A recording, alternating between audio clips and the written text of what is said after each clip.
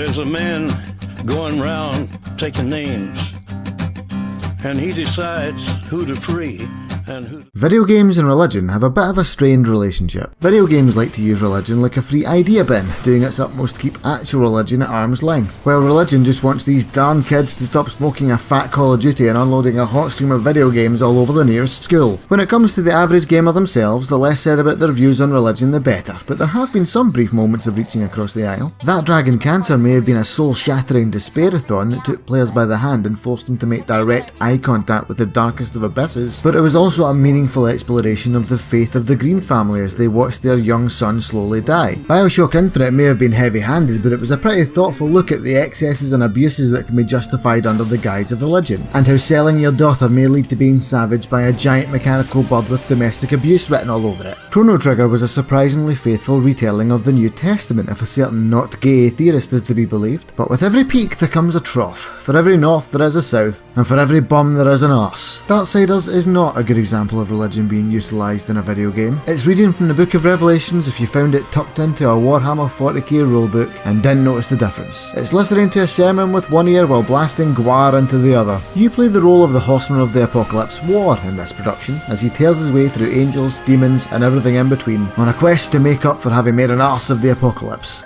War got a bit worked up and false started the whole end of the world ordeal somehow, and now has to find who is actually to blame and bring them to justice in the only way a man who'd be chunky even for a Warhammer 40k character can. And now with the story out of the way, we can finally get down to what you'll actually be spending the majority of your time with Darksiders doing, i.e. not thinking about all that apocalypse business. Darksiders is mostly spent sword fighting, puzzle solving and gathering items that are suspiciously similar to what you'd find in a Legend of Zelda game. War gets his hands on a boomerang, a hookshot and what you could call the modern equivalent to the bow and arrow, a fucking gun. That's not even going into the horse riding, or how the game is essentially just a string of Zelda-style dungeons, but therein lies Darksiders' greatest strength.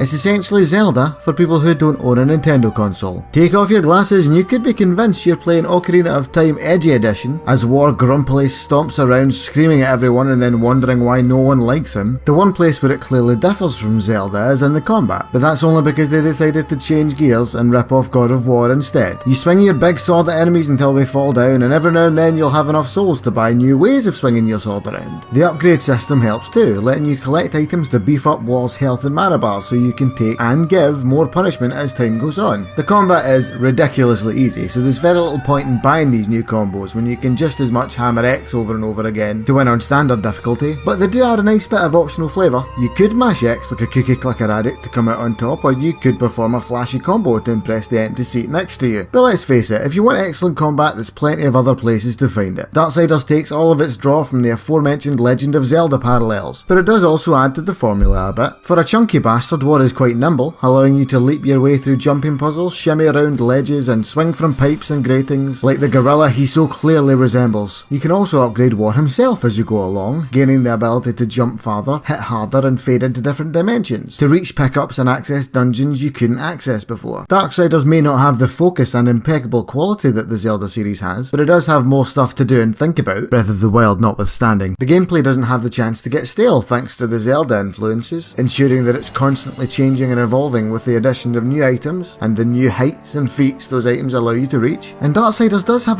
quite an interesting visual style for you to look at while you're button mashing your way to victory. Characters have a tendency to resemble Games Workshop models that were being rejected for being too bulky, but the environments are varied and interesting. You'll be kicking demonic monstrosities into pools of lava one moment and climbing a vast network of heavenly moving platforms the next. And the art style has done a good job of keeping the game from aging too much, whereas more realistic games from the same time now look like arse. This game came out in the same year as Alan Wake, and 0 points for guessing which one of those two has aged more gracefully. It may seem odd that I can't talk about Darksiders without referencing other games, but it is one of those mash-up titles. It takes elements from other successful franchises and fuses them together to make a sort of video game Frankenstein's monster. In this case, the monster did indeed come to life, and was a pretty well put together monster at that, and it also had the same habit of ranting about religion as the one made by old Frankie. But it's just a shame that the gaming public wasn't as enthusiastic about beating down the castle gates trying to get at it. It's Alpha and Omega's kingdom come, and the whirlwind is in the thorn tree.